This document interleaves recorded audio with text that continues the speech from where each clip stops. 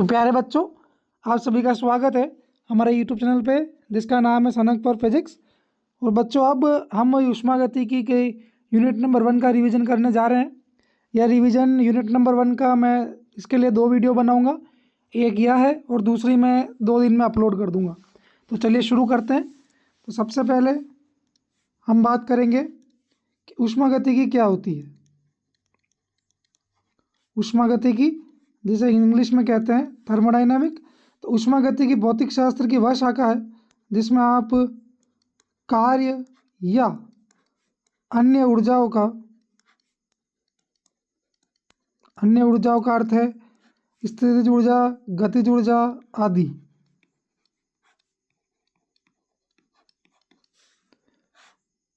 का ऊष्मा में और ऊष्मा का कार्य या अन्य ऊर्जाओं में रूपांतरण का अध्ययन करते हैं, उसे हम ऊष्मागतिकी कहते हैं। उदाहरण के लिए यहाँ पे देखिए, यदि मैं आपने ठंड में अपने दोनों हाथ अगर आपस में रगड़े हो, तो जब आप हाथों को रगड़ते हैं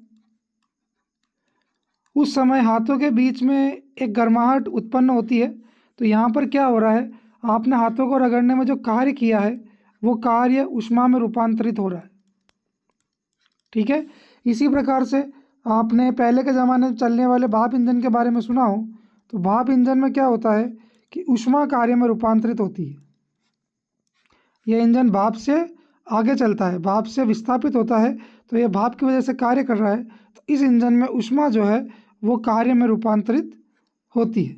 तो इसी प्रकार से ऊष्मागतिकी की परिभाषा यह हुई कि भौतिक शास्त्र की वह शाखा जिसमें कार्य या अन्य ऊर्जाओं का ऊष्मा में और ऊष्मा का अन्य ऊर्जाओं या कार्य में रूपांतरण का अध्ययन किया जाता है। अब हम चलते हैं आगे हम पढ़ेंगे निकाय कि निकाय क्या होता है। तो बच्चों, निकाय ब्रह्मांड का वह वस्तु या वह भाग है जिसका हम अध्ययन कर रहे हैं या जिसके अध्ययन के लिए हम ऊष्मागतिकी के नियमों का उपयोग कर रहे हैं। एग्जाम्पल के लिए मान लीजिए कि यहाँ पर एक तपेली है और इस तपेली के अंदर जो है पानी रखा हुआ है। ठीक है, इस तपेली के अंदर पानी रखा हुआ है और इस तपेली को नीचे से गैस पर या आग के जरिए गर्म किया जा रहा है। ठीक है, अब ये गैस पर रखी हो सकती है या हो सकता है नीचे लकड़ियाँ जल रही हो, लेकिन एक तरीके से इसे आग दी जा रही है। ठीक है, अब यहाँ पर होगा क्या, मान लीजिए जब इसको गैस पर रखा था तब इसका तापमान था T1, पानी का आयतन था V1 और जो दाब था वो था P1। ठीक है, तो कुछ समय के पश्चात क्योंकि यह पानी इस गैस से या इस आग से ऊष्मा को ग्रहण करेगा, तो इसका ताप बदल के हो जाएगा T2, आयतन बदल के हो जाएगा V2, क्योंकि ये अपने आप थोड़ी देर बाद ये उबलने लग जाएगा। तो जब ये उबलेगा तो इसका आयतन क्या होगा, बदल जाएगा और दाब लगभग वही रहेगा, क्योंकि दाब यहाँ पर है एक वायुमंडलीय दाब के बराबर 180 m, जो कि P1 और P2 दोनों ही स्थितियों में समान रहेगा। ठीक है, तो यहाँ पे हम देख रहे हैं कि इस पानी का ताप बढ़ रहा है, इस पानी का आयतन बढ़ रहा है। तो हम अध्ययन किसका कर रहे हैं, इस पानी का, कि पानी किस प्रकार से ऊष्मा ग्रहण कर रहा है और ऊष्मा ग्रहण करने पर उसका ताप कैसे बदल रहा है, आयतन कैसे बदल रहा है, उसके द्वारा कितना कार्य किया जा रहा है, उसने कितनी ऊष्मा ग्रहण करी है, उस ऊष्मा ग्रहण करने से उसके अंदर क्या क्या परिवर्तन आएंगे, क्या उसकी भौतिक अवस्था परिवर्तित होगी, क्या रासायनिक क्रियाएं होगी। तो इन सब का हम अध्ययन कर रहे हैं। तो ये पानी जो है यहाँ पर आपका निकाय है। ठीक है, तो निकाय क्या है बच्चों, ब्रह्मांड का वह भाग जिसका अध्ययन करने के लिए हम ऊष्मागतिकी के नियमों का उपयोग करते हैं, उसे निकाय कहते हैं। आगे हम चलते हैं तो आता है एक परिवेश। निकाय के बाद आता है परिवेश। तो परिवेश क्या होता है, समझते हैं कि परिवेश क्या होता है। तो निकाय के अलावा ब्रह्मांड में जो कुछ भी उपस्थित है उसे हम परिवेश कहते हैं। अर्थात यहाँ पे देखा जाए तो यह गैस क्या है, एक परिवेश का हिस्सा है। कोई भी चीज़ जो निकाय के अलावा इस ब्रह्मांड में उपस्थित है वो सब क्या कहलाएगी, परिवेश कहलाएगी। ठीक है, चलिए अब आगे बढ़ते हैं। अगला जो हमारा टॉपिक है वो है ऊष्मागतिकी अवस्था। ऊष्मागतिकी अवस्था, ऊष्मागतिकी अवस्था क्या होती है, बड़ा सिंपल है कि निकाय की वर्तमान स्थिति को ऊष्मागतिकी अवस्था कहते हैं। निकाय की वर्तमान स्थिति उसको उस निकाय की ऊष्मागतिकी अवस्था कहते हैं। जैसे मैंने अभी एग्जांपल लिया कि हमारे पास एक पानी का एक बर्तन है और इसके अंदर हमने पानी रख रखा है, ठीक है, इस प्रकार से ये पानी रख रखा है और यहाँ पर हम क्या करेंगे, इस पानी को आग के जरिए गर्म करेंगे। अब चाहे उसे गैस पे रखिए, चाहे लकड़ी जलाइए, जो करना है वो करिए, लेकिन हम इसको गर्म करेंगे यहाँ पे, ठीक है।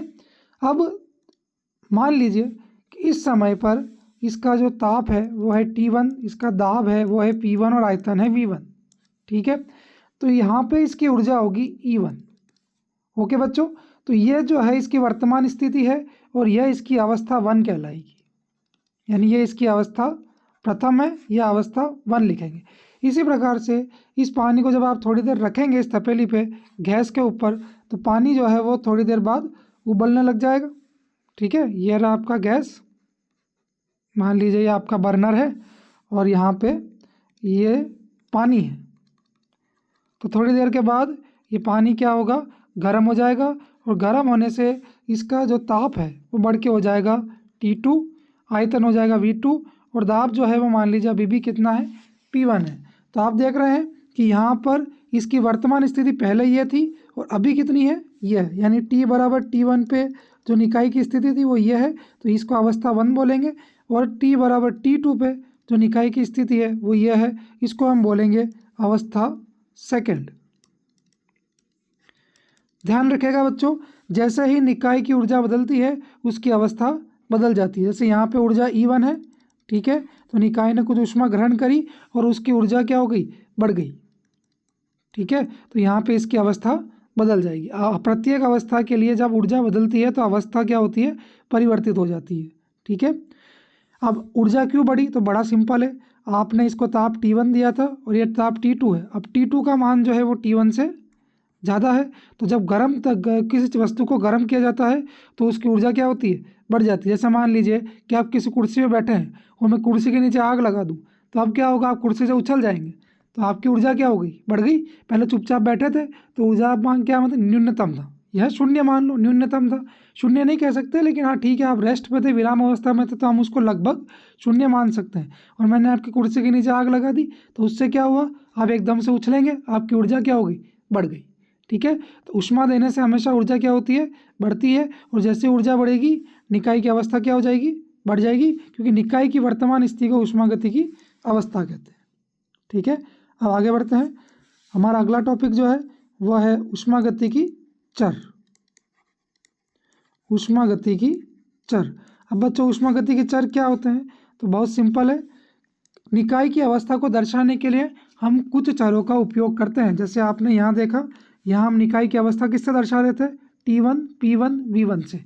यहाँ किससे दर्शा रहे हैं, T2, V2, P2 से। तो निकाय की अवस्था को दर्शाने के लिए सदैव किसी चरों का उपयोग किया जाता है और उन चरों को ही हम क्या कहते हैं, ऊष्मागतिकी चर।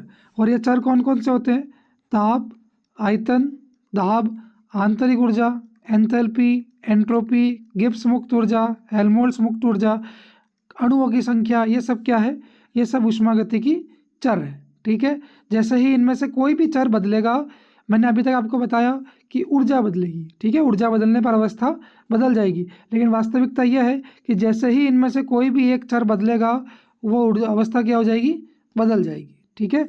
जैसे ही ऊष्मागति की चरों में से किसी भी एक चर का मान बदला और उसकी अवस्था क्या हो जाएगी, परिवर्तित हो जाएगी, क्योंकि इनमें से किसी भी एक चर का मान बदलेगा तो उसकी वजह से निकाय की ऊर्जा परिवर्तित हो जाएगी, ठीक है। जैसे मान लीजिए ताप बदलेगा तो ऊर्जा बदल जाएगी, अगर आंतरिक ऊर्जा बदलेगी तो वैसे भी कुल ऊर्जा बदल जाएगी, ठीक है। तो ऊष्मागति की चर क्या है, ऊष्मागति की निकाय की अवस्था को दर्शाने के लिए किन्हीं चरों का उपयोग किया जाता है, उन्हें हम ऊष्मागति की चर कहते हैं। और ये चर कौन कौन से हैं ये मैंने यहाँ पर लिख दिए हैं। अब चलते हैं हम हमारे अगले टॉपिक पे, और जिसका नाम है आंतरिक ऊर्जा। आंतरिक ऊर्जा। आंतरिक ऊर्जा को बच्चों लिखा जाता है U से। तो आइए इसके बारे में पढ़ते हैं। तो पहली बात तो आपको ये ध्यान रखनी है कि आंतरिक ऊर्जा होती क्या है। तो निकाय के अणुओं या परमाणुओं या आयनों की ऊर्जा, ठीक है, जिस भी वस्तु से, आदि लिख दिया है मैंने, इसमें अणु हो सकते हैं, परमाणु हो सकते हैं, आयन हो सकता है, इनकी ऊर्जा जो है, इनकी कुल ऊर्जा क्या कहलाती है? निकाय की आंतरिक ऊर्जा कहलाती है। जैसे मान लीजिए कि मैं यहाँ पर हीलियम गैस ले लूँ, ठीक है, तो हीलियम गैस एक अक्रिय गैस है, ठीक है, ये किसी से क्रिया नहीं करती। तो यहाँ पे हीलियम गैस के केस में आंतरिक ऊर्जा क्या हो जाएगी? हीलियम गैस के परमाणुओं की कुल ऊर्जा को हम हीलियम गैस के या इस निकाय की आंतरिक ऊर्जा कहेंगे, ठीक है। इसी प्रकार से अगर मैं पानी ले लूँ तो पानी में होते हैं H2O, पानी क्या होता है? H2O, और H2O क्या है? अणु है। तो पानी की आंतरिक ऊर्जा क्या होगी? इसके अणुओं की कुल ऊर्जा, ठीक है। इसी प्रकार से मान लीजिए कि पानी में हमने मिला दिया NaCl, तो वहाँ पे क्या होगा? आयन बनेंगे Na+ और Cl-, तो वहाँ पे आंतरिक ऊर्जा क्या होगी? आयनों की कुल ऊर्जा, ठीक है। तो जिस भी, चाहे निकाय बना हो अणुओं से, परमाणुओं से, आयनों से, तो निकाय के अणु, परमाणु, आयनों की कुल ऊर्जा ही निकाय की आंतरिक ऊर्जा कहलाती है, ठीक है। अब आंतरिक ऊर्जा के बारे में कुछ बातें आपको ध्यान रखनी है। पहली बात कि आंतरिक ऊर्जा जो है वो स्थिति फलन है, ठीक है। आंतरिक ऊर्जा क्या है? स्थिति फलन है। स्थिति फलन क्या होता है मैं आपको बाद में बताऊंगा जब हम कार्य के बारे में पढ़ेंगे, ठीक है। अभी के लिए आप ध्यान रखिए कि आंतरिक ऊर्जा एक स्थिति फलन है। आंतरिक ऊर्जा एक प्रकार की ऊर्जा ही है, ठीक है। तो इसका मात्रक क्या आएगा? ऊर्जा का मात्रक क्या होता है? जूल। तो आंतरिक ऊर्जा का मात्रक भी क्या होगा? जूल होगा, ठीक है। अब आंतरिक ऊर्जा जो है, मैंने बोला आपको कि अणुओं की, आयनों की कुल ऊर्जा है, ठीक है। तो कुल ऊर्जा मुख्यतः दो प्रकार की होती है यांत्रिक ऊर्जा। पहली होती है गतिज ऊर्जा, पहली क्या होती है? गतिज ऊर्जा, और दूसरी होती है स्थितिज ऊर्जा, ठीक है, स्थितिज ऊर्जा। तो मुख्यतः जो आंतरिक ऊर्जा होती है वो अणुओं की गतिज ऊर्जा, मैं अणुओं लिख रहा हूँ लेकिन ये अणु भी हो सकते हैं, परमाणु भी हो सकते हैं, और अणुओं की स्थितिज ऊर्जा का योग होता है, ठीक है। अणुओं की गतिज ऊर्जा प्लस अणुओं की स्थितिज ऊर्जा का योग ही क्या कहलाता है? निकाय की आंतरिक ऊर्जा। ये बातें आपको पता होनी चाहिए। इसके बाद में चौथी और इम्पोर्टेंट, पहली बात बता दी स्थिति फलन, दूसरा है मात्रक जूल, तीसरा है आंतरिक ऊर्जा जो होती है वो निकाय के अणुओं की गतिज ऊर्जा और इसकी स्थितिज ऊर्जा का योग के बराबर होती है। आखिरी बात कि अगर निकाय की आंतरिक ऊर्जा बढ़ती है, ठीक है, आंतरिक ऊर्जा में क्या होती है? वृद्धि होती है, तो यहाँ पे आंतरिक ऊर्जा में जो परिवर्तन है वो धनात्मक आएगा। क्यों धनात्मक आएगा? क्योंकि आंतरिक ऊर्जा में परिवर्तन उसे लिखा जाता है UF माइनस UI।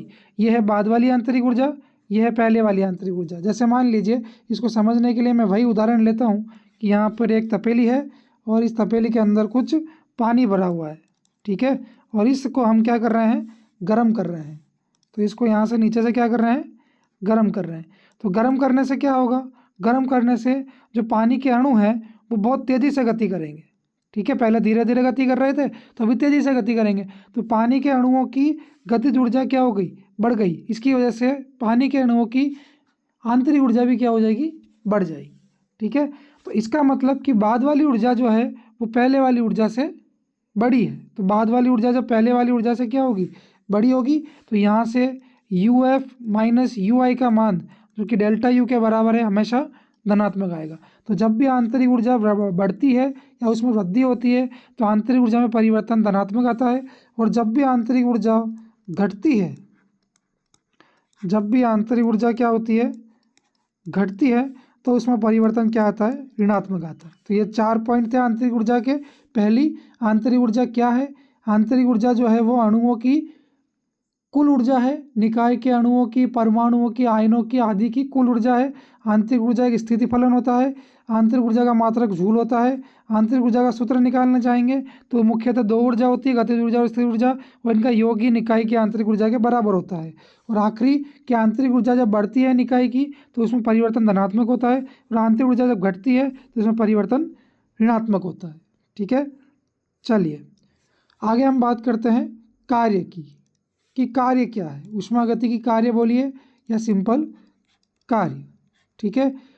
तो कार्य के बारे में भी कुछ महत्वपूर्ण बातें हैं।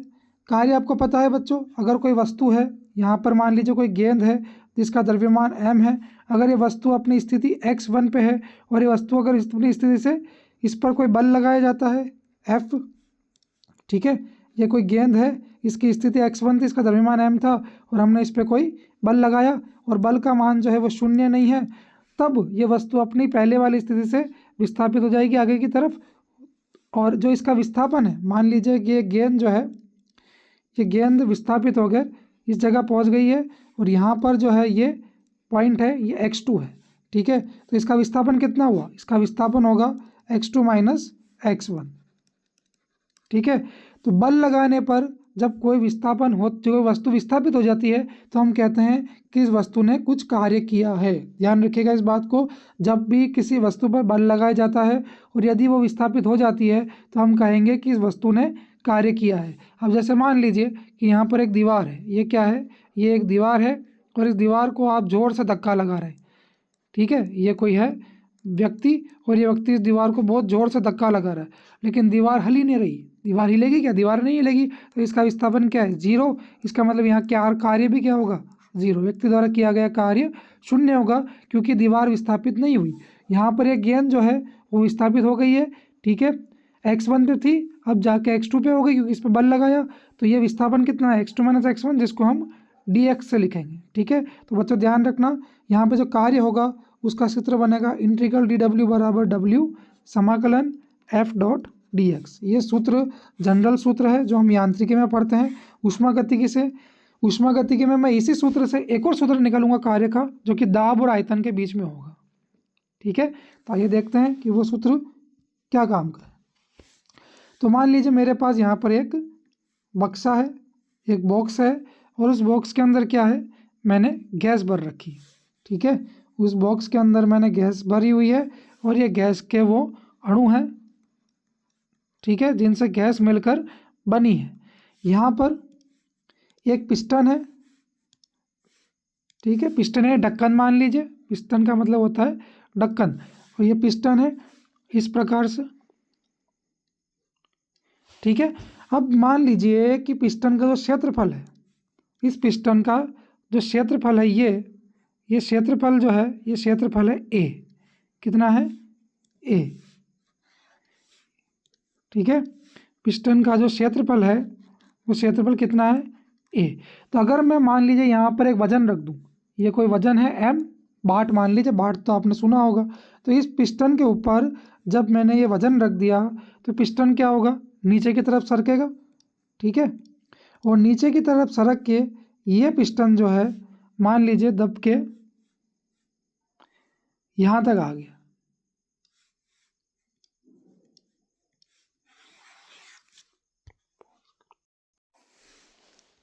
तो देखिए बच्चों, ये जो पिस्टन है इसका क्षेत्रफल कितना है? a है, ठीक है। पहले पिस्टन यहाँ था, मैंने इस पिस्टन के ऊपर कुछ वजन रख दिया, तो मान लीजिए कि वो वजन क्या है? ये मैंने वजन रख दिया m द्रव्यमान का। तो इसकी वजह से क्या हुआ? पिस्टन नीचे सरकेगा, वो पिस्टन विस्थापित हो गया। कितने विस्थापन है इसका? dx। और पिस्टन का क्षेत्रफल कितना है? a है। तो हम ये मानते हैं कि पिस्टन ने गैस के ऊपर कितना कार्य किया, ठीक है। तो पिस्टन ने कितना कार्य किया होगा? तो छोटा सा कार्य किया होगा क्योंकि विस्थापन बहुत छोटा है, तो छोटे कार्य को लिखते हैं dw से और ये आएगा f इंटू dx। अब बच्चों इस समीकरण 1 को मैं जो है इस पिस्टन के क्षेत्रफल से भाग दूंगा और इसको गुणा करूंगा, ठीक है। तो इसके लिए मैं क्या करता हूँ, यहाँ पर इस वाले डायग्राम को थोड़ा सा दाईं ओर लेता हूँ ताकि मैं यहाँ पर समझा सकूँ, ठीक है। और ये समीकरण अपन इधर ले लेते हैं। चलिए, तो ये आ गया dw बराबर f इंटू dx। तो ये जो है आपका इस प्रकार से ये समीकरण आएगी। पिस्टन पे आपने वजन लगाया जिसकी वजह से पिस्टन क्या हुआ? नीचे सरका। पिस्टन का विस्थापन dx है, इस पिस्टन का क्षेत्रफल कितना? a है, और पिस्टन के ऊपर इस द्रव्यमान ने कुछ बल लगाया है, वो बल कितना है? f है। तो यहाँ पर जो कार्य किया जाएगा वो आएगा dw, और dw कितना होगा? f into dx। अब इस पिस्टन का क्षेत्रफल है, उससे हम इक्वेशन नंबर 1 को गुणा करेंगे और इक्वेशन नंबर 1 को ही भाग देंगे। तो w का मान कितना आएगा? f इंटू ए इंटू डी एक्स और बटे में कितना आएगा ए। अगर इस को मैं ऐसे लिखूँ एफ बटा ए इंटू डी एक्स तो क्या कोई गड़बड़ी है? नहीं, क्योंकि ए यहाँ भी ऊपर है, ए के यहाँ नीचे है। ठीक है, तो मैंने जो नीचे वाला है वो एफ के नीचे ले लिया और ऊपर वाले ए को डी एक्स के साथ गुणा कर दिया। तो ये जो लिखा है मैंने एफ बटा है बल बटा क्षेत्रफल, इसको लिखते हैं दाब, और ए इंटू डी एक्स यानी क्षेत्रफल इंटू लंबाई, इसको कहते हैं आयतन। तो ये बनेगा पी इंटू डी वी। और ऊष्मागतिकी में कार्य के इस सूत्र का उपयोग किया जाता है। कार्य के इस सूत्र का ज़्यादातर उपयोग यांत्रिकी में किया जाता है। ठीक है, तो आपको ये वाला सूत्र पता होना चाहिए। और अगर आप कुल कार्य निकालेंगे तो इसका आप समाकलन करेंगे इंटीग्रल डी डब्ल्यू, जो कि आएगा डब्ल्यू और आएगा पी इंटू डी वी। ठीक है, अगर मान लीजिए इसका आयतन जो है गैस का यहाँ पे है V1 और यहाँ पे है V2, तो फिर आप लिमिट लगाएंगे V1 से V2। ठीक है, ये बहुत इंपॉर्टेंट सूत्र है, क्योंकि हम जो बड़े क्वेश्चन पढ़ेंगे उन बड़े क्वेश्चन में जब आप 4 ऊष्मागतिकी प्रक्रम पढ़ेंगे तो उसमें कार्य कैसे निकालते हैं उसमें ये सूत्र उपयोग होगा। ठीक है, तो आपको यहाँ पे केवल ये सूत्र याद होना चाहिए, इंटीग्रल डी डब्ल्यू बराबर integral P D V V1 से V2। मोस्ट इंपॉर्टेंट सूत्र है, यह आपको पता होना ही चाहिए। चलिए हम कार्य के बारे में कुछ बातें कर लेते हैं जो कि इम्पोर्टेंट है।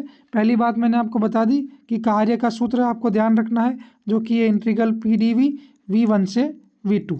सेकेंड बात मोस्ट इम्पॉर्टेंट, कार्य जो है वो एक पथ फलन है। अब हम समझते हैं अवस्था फलन और पथ फलन क्या होता है। तो कार्य एक पथ फलन है। देखिए बच्चों, यहाँ पे मैं आपको बहुत सिंपल उदाहरण से समझाऊंगा कि पथ फलन क्या होता है और इस अवस्था फलन क्या होता है। अगर मान लीजिए कि यहाँ पर मैं 2 रास्ते बनाता हूँ। ठीक है, क्या बनाए मैंने? 2 रास्ते। मान लीजिए एक रास्ता ये है और दूसरा रास्ता जो है वो इस प्रकार से ढलान से होके नीचे उतर रहा है। ठीक है, एक रास्ता कौन सा है? इस प्रकार से ऐसे जाके ये जाके यूँ जाके और ऐसे आएगा। तो ये जो है ये बिंदु ए है और ये जो बिंदु है ये बिंदु आगे जाके ये बी है। तो मैं आपसे पूछूं कि आप पहला पथ जो है ए बी से जाना पसंद करेंगे या फिर आप A C D E F G B से जाएंगे? तो ये आपका दूसरा पथ है। ठीक है, तो पहला पथ कौन सा है? पहला पथ है सिंपल ए बी, सीधा जाइए ए से बी पहुंच जाएंगे। और दूसरा पथ है कौन सा? दूसरा पथ है A C D E F G B, यानी ए से जाएंगे इस प्रकार चलते हुए और फिर बी पे पहुंचेंगे। तो मैं आपसे बोलूँगा कि दोनों अवस्थाओं में कार्य समान होगा। आप बोलेंगे नहीं सर, ए से बी जब सीधा जाएंगे तो कार्य कम करना पड़ेगा और दूसरे वाले पथ में कार्य अधिक करना पड़ेगा। इसलिए कहते हैं कि कार्य क्या है? पथ फलन है। पथ फलन वह होते हैं जो पथ पर निर्भर करते हो, जिनका मान पथ बदलते ही बदल जाए, उसे हम कहते हैं पथ फलन।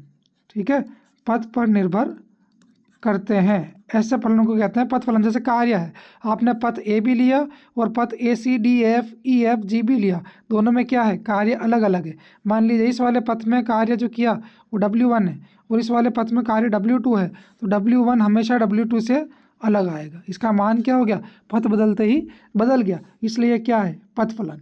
ठीक है, अच्छा अब हम बात करते हैं अवस्था फलन की। वह फलन जो पथ पर निर्भर ना करें, जो केवल प्रारंभिक अवस्था और अंतिम अवस्था निर्भर करें। जैसे आंतरिक ऊर्जा, आंतरिक ऊर्जा जो है वो एक अवस्था फलन है। अवस्था फलन का मतलब है कि आंतरिक ऊर्जा केवल बिंदु ए और बिंदु पी पर निर्भर करेगा। उसे ये फर्क नहीं पड़ता कि किस पथ से निकाय आया है, किसी भी पथ से जाइए वो क्या रहेगा? समान रहेगा। ठीक है, क्यों? क्योंकि मैंने आपको बताया कि आंतरिक ऊर्जा में परिवर्तन क्या होता है? You final minus you initial. Final कौन सा है? बी बिंदु। इनिशियल कौन सा है? ए बिंदु। तो you B minus U A क्या होगा? आपका डेल्टा यू के बराबर होगा। अब बी बिंदु और ए बिंदु फिक्स है तो यू बी और यू ए का मान भी फिक्स है। आपने जैसे ही ये बिंदु बदलेंगे आपकी आंतरिक ऊर्जा इनके संगत बदल जाएगी। ठीक है, तो वह फलन जो कि पथ पर निर्भर ना करे, केवल प्रारंभिक बिंदु और अंतिम बिंदु पर निर्भर करे, उन्हें कहते हैं अवस्था फलन। और आंतरिक ऊर्जा अवस्था फलन है, कार्य एक पथ फलन है। तो ये 2 बातें कार्य के लिए इम्पोर्टेंट थी। आगे और बढ़ेंगे कार्य के बारे में। तो चलिए तीसरी जो बात है कार्य के बारे में, तो तीसरी जो मुख्य बात है कार्य के बारे में वो यह है कि अगर आप किसी भी निकाय का पीवी वक्र बनाते हैं, ठीक है, और पीवी वक्र का मतलब है कि निकाय के लिए दाब और आयतन के बीच में आरेख, ठीक है। तो पीवी वक्र जो है, मान लीजिए मैंने कोई निकाय लिया है और उस निकाय का पीवी वक्र इस प्रकार से आता है, ये वाई अक्ष है, ये एक्स अक्ष है, और पीवी वक्र पे वाई अक्ष पे लिया जाता है दाब को, एक्स अक्ष पे लिया जाता है आयतन को। तो मान लीजिए किसी निकाय का पीवी वक्र इस प्रकार से आया है, ठीक है। थोड़ा सा सही बनाते हैं। पीवी वक्र कैसा आया है? इस प्रकार से। तो पीवी वक्र के नीचे वाला जो हिस्सा है वो कार्य को दर्शाएगा, ठीक है। ये पीवी वक्र की जो दिशा है वो दिशा कुछ इस प्रकार से है, ठीक है। तो पीवी वक्र के नीचे वाला जो भी क्षेत्रफल है, जैसे मान लीजिए कि ये पीवी वक्र है तो इसके नीचे जो क्षेत्रफल होगा वो ये होगा, यहाँ से यहाँ तक, ठीक है। तो ये जो भी क्षेत्रफल आया है, कौन सा वाला? ये वाला। तो ये क्षेत्रफल जो है, ये क्षेत्रफल किसके बराबर है? इस प्रक्रम में किए गए कार्य के बराबर है, ठीक है। ये तीसरा बिंदु था कि जो भी कार्य निकाय द्वारा किया जाएगा या निकाय के ऊपर किया जाएगा वो पीवी वक्र के नीचे जो क्षेत्रफल है, जो कि पीवी वक्र और आयतन वाली अक्ष ने घेर रखा है, उससे क्षेत्रफल के बराबर होगा। यानी ये क्षेत्रफल किसके बराबर है? कार्य के बराबर। और कार्य क्या है? मैं लिख देता हूँ यहाँ पर कि पीवी वक्र तथा वी अक्ष द्वारा घेरा गया क्षेत्रफल, ये आएगा कार्य के बराबर, ठीक है। चौथा बिंदु देखते हैं कार्य के बराबर। तो कार्य के बारे में चौथा बिंदु है कि यदि निकाय पर कार्य होता है, ठीक है, निकाय पर कार्य होता है तो कार्य जो है वो हमेशा ऋणात्मक आएगा, ठीक है। और निकाय द्वारा कार्य होता है, निकाय द्वारा कार्य होता है तो कार्य जो है वो हमेशा धनात्मक आएगा, ठीक है।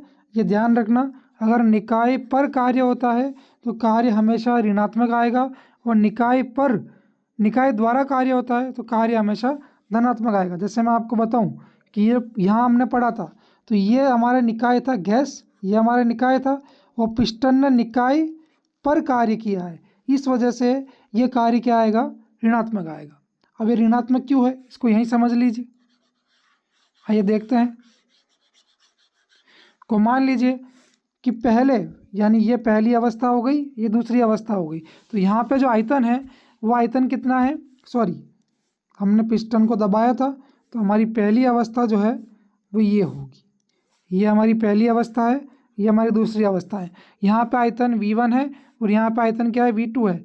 तो V2 V1 से छोटा है, यानी मैं ये भी लिख सकता हूँ कि शुरू वाला आयतन बाद वाला आयतन से बड़ा है, ठीक है, या बाद वाला आयतन शुरू वाले आयतन से छोटा है, ठीक है। V2 का मान, सॉरी, यहाँ आप देख रहे हैं कि जो बाद वाला आयतन है V2 उसका मान छोटा है V1 से। यहाँ हम लिख सकते हैं कि V फाइनल जो है वो V इनिशियल से छोटा होगा, ठीक है। तो यहाँ अगर आप V2 माइनस V1 निकालेंगे अर्थात आयतन में परिवर्तन, तो आयतन में परिवर्तन क्या आएगा?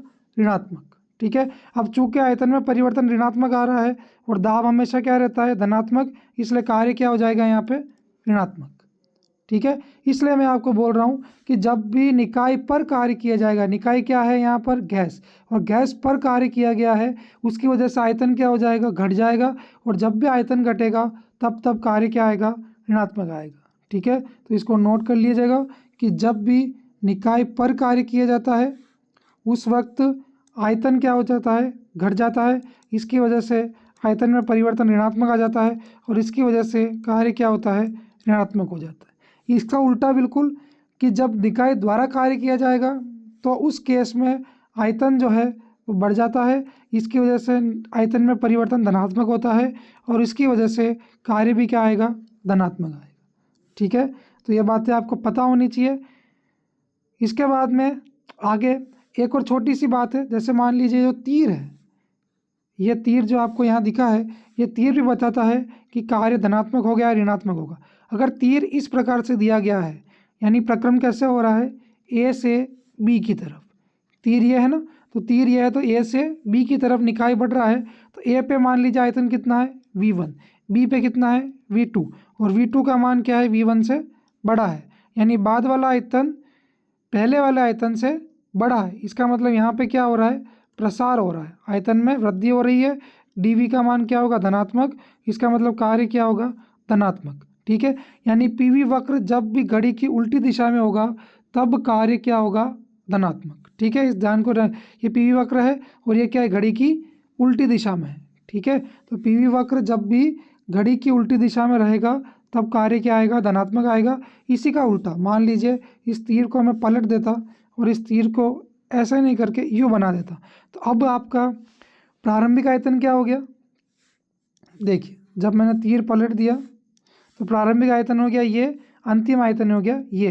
तो अब V2 का मान जो है वो छोटा हो गया V1 से, इसका मतलब अब dV जो है यानी कि V2 माइनस V1, ये dV आएगा ऋणात्मक। यहाँ पे हो जाएगी गैस का संपीड़न, और dV ऋणात्मक होने की वजह से कार्य भी क्या हो जाएगा, ऋणात्मक। यानी जब भी पीवी वक्र की दिशा घड़ी की दिशा में होगी तब कार्य क्या आएगा, ऋणात्मक। ठीक है, चलिए कार्य पढ़ लिया, आंतरिक ऊर्जा पढ़ ली। अब बचता है ऊष्मा में परिवर्तन यानी dQ। हमारा जो टॉपिक है अगला वो है ऊष्मा में परिवर्तन। ठीक है, ऊष्मा में परिवर्तन बड़ा सिंपल है, इसको लिखते हैं dQ से।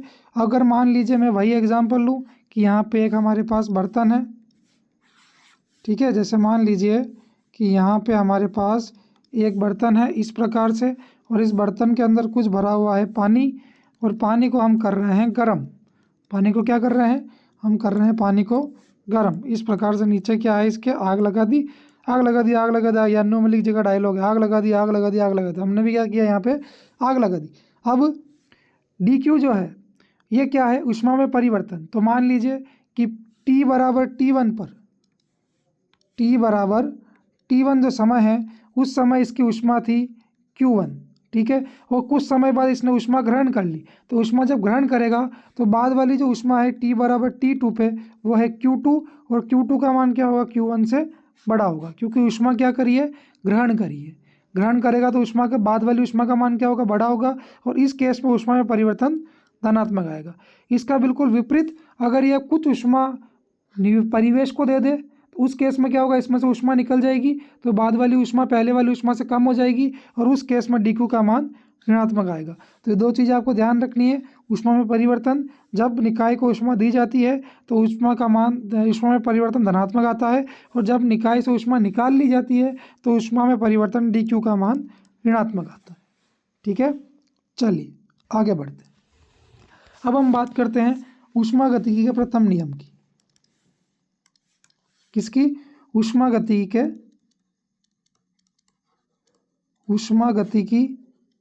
के प्रथम नियम की। अब प्रथम नियम क्या कहता है, अगर मान लीजिए मैं आपको वही एग्जाम्पल लेता हूँ, एक ही एग्जाम्पल से मैं आपको बार बार समझा रहा हूँ ताकि आपको अच्छे से समझ में आ जाए। ये वही पानी का बर्तन है, इसमें वही पानी है, ठीक है, इसमें वही पानी है, इसको फिर हमने क्या किया है, नीचे से आग से हम गर्म कर रहे हैं, और इस समय पर इसका जो आयतन है वो है V1, इसका ताप है T1।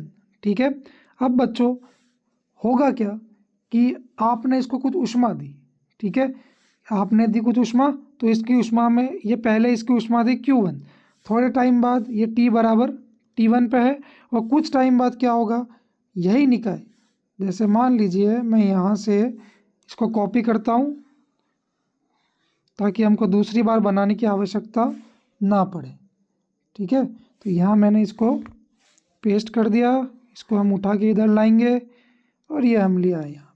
तो यहाँ पे क्या होगा, कुछ समय के बाद इस पानी का तापमान क्या होगा, बढ़ जाएगा, और पानी का तापमान बढ़ने के साथ साथ ये पानी उबलने लग जाएगा। ठीक है, तो इसका आयतन भी क्या होगा, परिवर्तित हो जाएगा, है ना। तो इसका तापमान हो जाएगा, आयतन हो जाएगा V2 और तापमान हो जाएगा T2। अब चूंकि इसको गर्म किया गया है और गैस पर रखा हुआ है तो T2 का मान T1 से ज़्यादा आएगा, और आयतन का मान भी पहले वाला आयतन से ज़्यादा आएगा। ये T बराबर T2 की स्थिति है। अब देखिए मैंने जो ऊष्मा दी थी इस निकाय को वो Q1 थी, लेकिन इसने कुछ ऊष्मा ग्रहण करी और वो होगी Q2। ठीक है। तो निकाय को जो ऊष्मा दी गई है वो ऊष्मा है मान लीजिए dq। तो यह ऊष्मा दो तरीके से काम में आती है। कैसे? पहले तरीके से, पहला तो क्या होगा, इस ऊष्मा से ये निकाय कुछ कार्य करेगा, ठीक है। इसने कार्य किया, ये उबल गया, उबलने से इसका आयतन बढ़ गया, और जब जब आयतन बढ़ेगा तो आयतन में परिवर्तन जीरो नहीं होगा, और कार्य क्या होगा, होगा, क्योंकि कार्य का सूत्र क्या था, P बराबर। अब बच्चों ऊष्मागति के प्रक्रम जो होते हैं वो चार प्रकार के होते हैं, आपको पता होना चाहिए। पहला होता है समतापी प्रक्रम, दूसरा होता है रुद्धोष्म प्रक्रम, तीसरा होता है समदाबी प्रक्रम,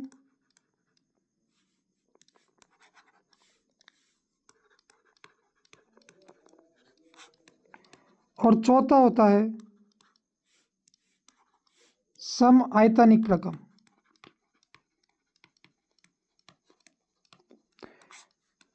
बच्चों ये दोनों इतना इम्पोर्टेंट नहीं है एग्जाम के पॉइंट ऑफ व्यू से, तो इस वीडियो में हम इसके बारे में सिर्फ दो बातें पढ़ेंगे कि इस प्रक्रम में जो आयतन होता है, सॉरी समदाबी प्रक्रम में जो दाब होता है निकाय का, दाब क्या होता है, नियत हो जाता है, ठीक है। और सम आयतनिक प्रक्रम में आयतन नियत हो जाता है। इसके अलावा हम इसमें कुछ नहीं पढ़ेंगे क्योंकि यह इम्पोर्टेंट नहीं है एग्जाम के पॉइंट ऑफ व्यू से। एग्जाम के पॉइंट ऑफ व्यू से दो प्रक्रम इम्पोर्टेंट है, समतापी और रुद्धोष्म। तो सबसे पहले हम देखते हैं समतापी प्रक्रम। समतापी प्रक्रम, ठीक है। समतापी प्रक्रम क्या होता है, एक एक करके पॉइंट पे बात करेंगे। पहला, इस प्रक्रम में ताप नियत रहता है, नाम देखिए समतापी, तो इस प्रक्रम में ताप क्या रहेगा, नियत रहेगा, ठीक है। दूसरी बात, इस प्रक्रम में ताप को नियत रखना है तो उसके लिए आपको क्या करना पड़ेगा, मान लीजिए यह आपका निकाय है, तो निकाय जो है उसके अंदर कुछ गैस रखी हुई है, यह मान लीजिए गैस रखी हुई है। अब अगर निकाय का ताप आपको नियत रखना है, अगर मान लीजिए ताप नियत रखना है, अगर मान लो मैं इसको ऊष्मा देता हूँ, क्यों ऊष्मा दी, उससे क्या होगा, इसका ताप बढ़ जाएगा, लेकिन मुझे क्या चाहिए, ताप नियत रहनी चाहिए। तो मैं चाहता हूँ कि जितनी ऊष्मा मैंने दी उतनी ऊष्मा ये बाहर निकाल दे, ताकि इसका ताप क्या हो जाए, नियत हो जाए। इसलिए इसकी दीवारें कैसी होनी चाहिए, निकाय की दीवारें होनी चाहिए ऊष्मीय सुचालक से बनी हुई, ऊष्मीय सुचालक से बनी हुई होनी चाहिए। तो यहाँ लिखेंगे कि निकाय की दीवारें कैसी होनी चाहिए, ऊष्मीय सुचालक, तभी जाके वह ताप नियत रह पाएगा, अन्यथा नियत नहीं रह पाएगा, क्योंकि उसको ताप नियत रखने के लिए इस ऊष्मा को बाहर निकालना पड़ेगा। ऊष्मा तभी बाहर निकलेगी जब ये दीवार किसकी बनी हो, ऊष्मीय सुचालक की। उसके बाद निकाय क्या होना चाहिए बच्चों, धीरे धीरे होना चाहिए, सॉरी निकाय नहीं, प्रक्रम। ये जो समतापी प्रक्रम है, इस प्रक्रम क्या होना चाहिए, धीरे धीरे होना चाहिए। अच्छा मैंने यहाँ प्रक्रम लिख दिया था, ये प्रक्रम होता है, ठीक है। चलिए छोड़िए इन बातों को। ये जो है प्रक्रम कैसे होना चाहिए, धीरे धीरे होना चाहिए। धीरे धीरे होगा तभी ही निकाय को पर्याप्त समय मिलेगा इस ऊष्मा को बाहर निकालने का या ऊष्मा को ग्रहण करने का, ठीक है। अगर उसको फटाफट कर देंगे एकदम से तो इसको इतना समय नहीं मिल पाएगा कि ऊष्मा बाहर निकल पाए। तो तीन बिंदु तो ये हो गए, टी नियत रहना चाहिए, दीवारें उसमें सुचालक की होनी चाहिए, प्रक्रम धीरे धीरे होना चाहिए।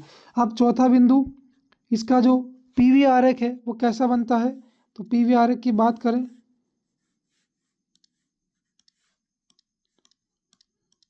तो मान लीजिए कि ये आपका पीवी आरेख है, यहाँ पर ये पी अक्ष, ये वी अक्ष, तो ये पी, ये वी, और पीवी आरेख आता है कुछ इस प्रकार से, ठीक है। तो इस प्रक्रम में जो पीवी आरेख है वो इस प्रकार से आएगा, यहाँ टी का मान क्या रहेगा, नियत रहेगा, ठीक है बच्चों। मैं आशा करता हूँ आपको समझ में आ रहा है। अब मोस्ट इम्पॉर्टेंट चीज़ इस प्रक्रम की कि इसमें कार्य क्या होता है, ठीक है। तो इसका कार्य निकालेंगे, कार्य का सूत्र निकालेंगे, और मैं आपको यहीं रटवा दूंगा कि कार्य क्या होता है। तो हम यहाँ पे निकालेंगे कि यदि कोई आदर्श गैस द्वारा समतापी प्रक्रम में किया गया कार्य, आदर्श गैस द्वारा समतापी प्रक्रम में किया गया कार्य, ठीक है। तो यहाँ दो चीज़ें आई, पहली आई आदर्श गैस और दूसरा क्या आया कि आदर्श गैस होती क्या है, ठीक है। तो आदर्श गैस क्या होती है? ऐसी गैस जो प्रत्येक दाब, प्रत्येक ताप, प्रत्येक आयतन पर आदर्श गैस नियमों की पालना करे, उसे हम कहते हैं आदर्श गैस। आदर्श गैस के नियम क्या है ये हम अगली वीडियो में देखेंगे। अभी आप परिभाषा समझिए कि प्रत्येक गैस जो कि प्रत्येक दाब, प्रत्येक ताप, प्रत्येक आयतन पर आदर्श गैस नियमों की पालना करे। ऐसी गैस जिसके अणुओं का आयतन लगभग क्या हो? शून्य हो। अणुओं का आयतन क्या हो? लगभग शून्य हो।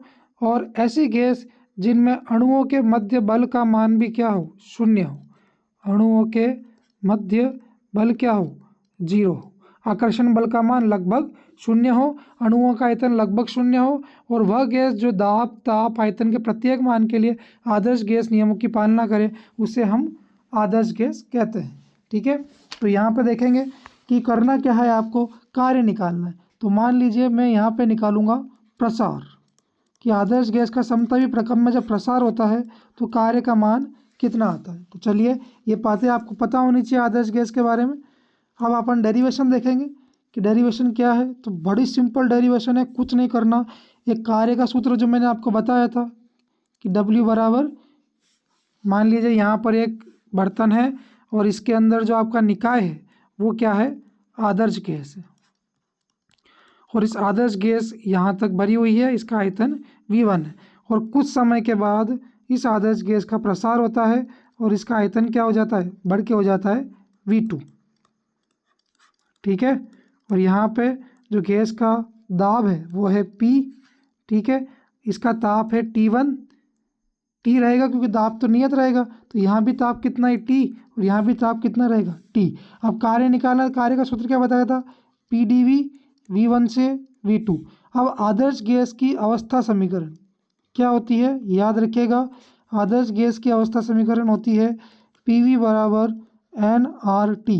यहाँ P क्या है? आदर्श गैस का दाब, V है आदर्श गैस का आयतन, N है मोलों की संख्या, R है सार्वभौमिक गैस नियतांक, और T है आदर्श गैस का ताप। तो P बराबर nRT। अब बच्चों को कुछ नहीं करना, ये इक्वेशन नंबर 1 है, ये इक्वेशन नंबर 2 है। इससे P का मान निकालो, यहाँ रख दो और हम समाकलन को हल कर दो। देखिए करते हैं। तो आएगा समाकलन P बराबर nRT बटा V, V1 से V2 इंटू आएगा dV। अब n बाहर आएगा, R बाहर आएगा, T नियत है प्रक्रम में, तो T भी क्या आ जाएगा? बाहर आ जाएगा। ठीक है। तो यहाँ से आगे चलेंगे। n यहाँ हम लिखेंगे W बराबर n बार R बार T प्रक्रम में नियत है, इंटीग्रल dV बटा V, V1 से V2। तो यहाँ पे आएगा nRT इंटीग्रल dV बटा V। इसका मान पता है आपको कितना होता है? याद होना चाहिए, एग्जाम में बोलने नहीं चाहिए। ठीक है। dV बटा V, इसका मान होता है log V। ठीक है, या ln V, जो भी आप बोलना चाहे। अब मैं यहाँ पे थोड़ा सा इसको छोटा कर देता हूँ ताकि हमको थोड़ी जगह मिले, और इसको भी मिटा देते हैं। अब देखिए, तो यहाँ पर ये W बराबर PVD ये फॉर्मूला लगाया, फिर PV बराबर nRT आदर्श गैस के समीकरण से P का मान निकाला, nRT बटा V यहाँ रख दिया। अब W बराबर क्या आएगा?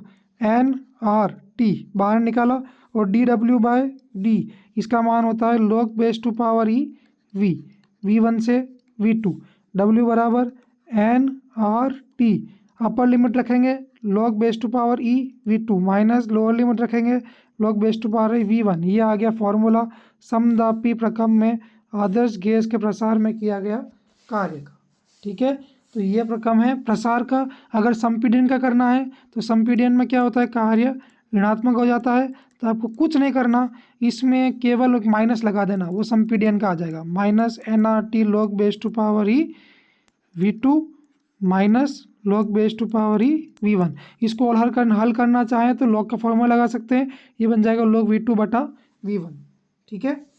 तो ये फॉर्मूला बड़ा सिंपल है, स्टेप मैंने आपको रटवा दी। क्या करना है? कुछ नहीं करना, ये सूत्र है, इसके अंदर P की जगह इस अवस्था समीकरण से P का मान रख लो और समाकलन कर लो। समाकलन करने के लिए केवल एक समाकलन का सूत्र पता होना चाहिए, इंटीग्रल dx बटा x बराबर log x। अब चलते हैं रुद्धोष्म प्रक्रम में। तो रुद्धोष्म प्रक्रम की बात करें तो ये है बच्चों रुद्धोष्म प्रक्रम, और रुद्धोष्म प्रक्रम में क्या होता है कि रुद्धोष्म प्रक्रम में निकाय और परिवेश के बीच में ऊष्मा का आदान प्रदान नहीं होता। ठीक है, तो निकाय तथा परिवेश के मध्य ऊष्मा का आदान प्रदान नहीं होता। जैसे आपने एक थर्मस देखा होगा, ये मान लीजिए थर्मस है, इसके अंदर हमने क्या किया, ये चाय रखी हुई है, तो थर्मस में जो चाय है वो जैसी होती है वैसी पड़ी रहती है, ना तो गर्म होती है ना ठंडी होती। तो यहाँ पे ना ऊष्मा बाहर निकल रही है और ना ऊष्मा अंदर आ रही है, तो ये क्या है, एक रुद्धोष्म प्रक्रम है। और यहाँ पे डेल्टा क्यू का मान क्या है, 0 है, यानी ऊष्मा में परिवर्तन नहीं हो रहा है। ठीक है, फिर हमने जो बातें समतापी प्रक्रम के लिए पढ़ी थी वही बातें हमको रुद्धोष्म प्रक्रम के लिए पढ़नी है। टी बराबर नियत। अब एक बात आप ध्यान रखिएगा, एक समीकरण भी होती है जिसकी पालना समतापी प्रक्रम में होती है, और वो होती है कि यहाँ पे पीवी का मान नियत रहता है। पीवी का मान क्या रहता है, आदर्श गैस के लिए यह है कि आदर्श गैस के लिए पीवी का मान क्या रहेगा, नियत रहेगा। ठीक है, चलिए, तो यहाँ पे भी एक समीकरण की पालना होती है, और वो समीकरण है P V raise to power gamma equal to constant. ये समीकरण आदर्श गैस के लिए लागू होती है। यहाँ पे गामा एक नियतांक है और इसका मान होता है सी पी बटा सी वी। सी पी और सी वी क्या है, इसे हम आगे पढ़ेंगे। ठीक है, तो P V raise to power gamma equal to constant, इस समीकरण की इसमें पालना होती है। आगे बढ़ेंगे तो यह जो प्रक्रम है, ये प्रक्रम बहुत तेज़ी से होता है। ठीक है, बहुत तेज़ी से होता है, बहुत तेज़ी से होता है। तेज़ी से नहीं करेंगे तो जब ऊष्मा को निकाय के अंदर आने का और निकाय से बाहर जाने का पर्याप्त समय मिल जाएगा और ऊष्मा का आदान प्रदान हो जाएगा। इसलिए ऊष्मा का आदान प्रदान नहीं हो, इसलिए इस निकाय को बहुत तेज़ी से किया जाता है। उसके बाद में चौथी बात बड़ी सिंपल है कि यह मान लीजिए आपका निकाय है, और निकाय में अगर आप चाहते हैं कि निकाय ये है और परिवेश जो है वो ये है, और निकाय से परिवेश में ना तो कोई ऊष्मा बाहर जाए और ना परिवेश से कोई ऊष्मा अंदर आए, तो उस केस में ये जो दीवारें हैं ये किसकी बनी होनी चाहिए, ऊष्मीय कुचालक की।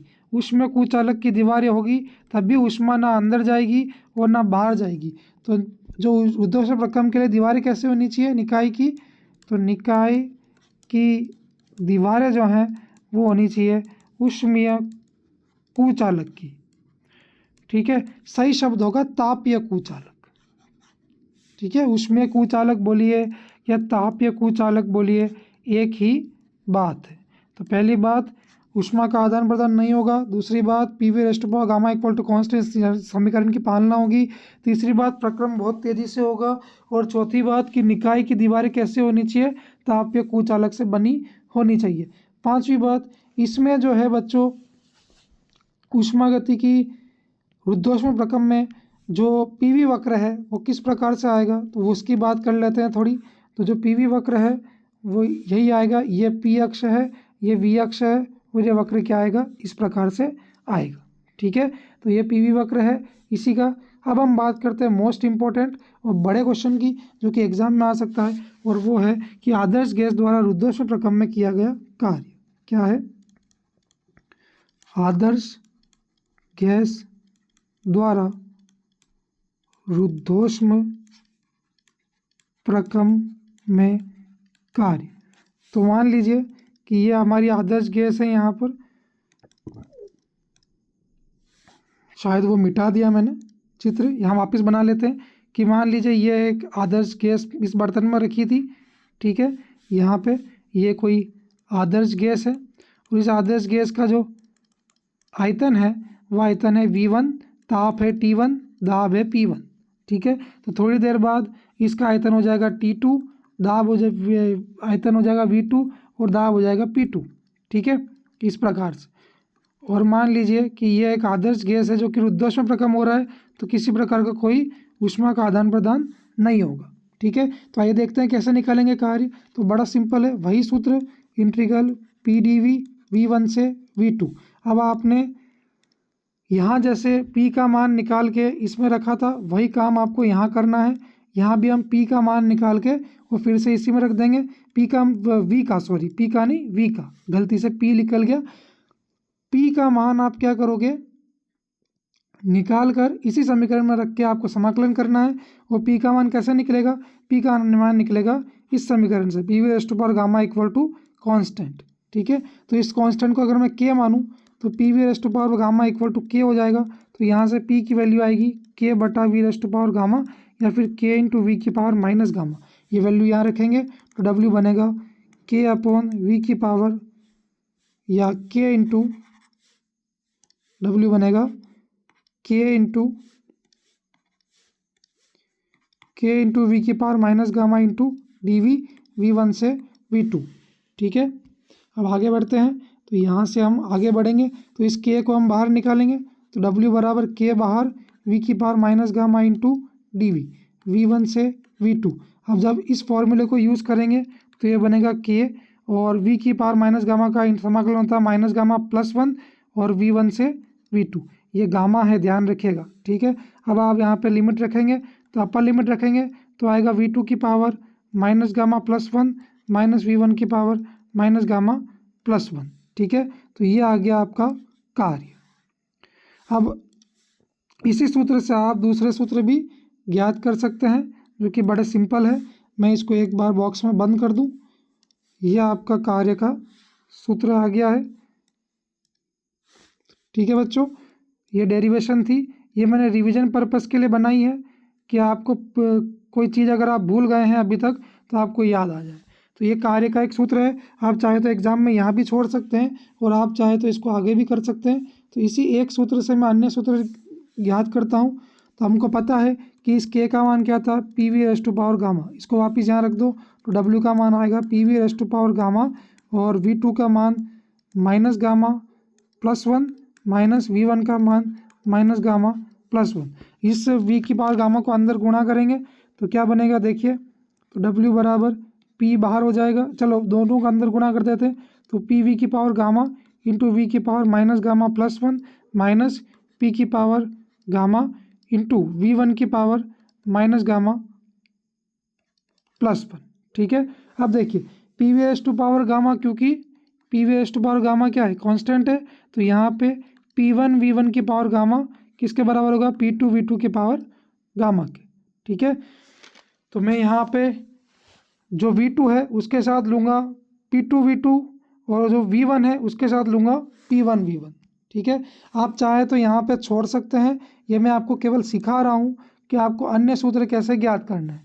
तो W बराबर हम लेंगे P V raise to power gamma, V2 का पद है इसलिए हम लेंगे P2 V2 की पावर गामा V2 की power minus gamma plus 1 minus V1 का पद है तो हम लेंगे P1 V1 की पावर गामा इंटू V1 की पावर माइनस गामा प्लस 1। याद रखिएगा P V raise to power gamma नियतांक है।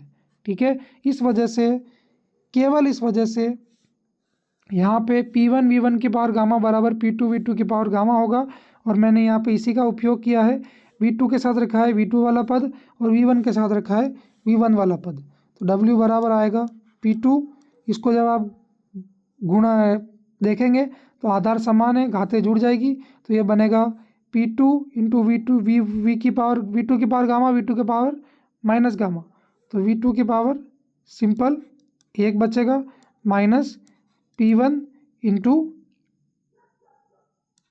V1 बचेगा। लगता है बच्चों कुछ गलती हो गई है। ठीक है बच्चों, अब हम मिलेंगे अगले लेक्चर में। Thank you.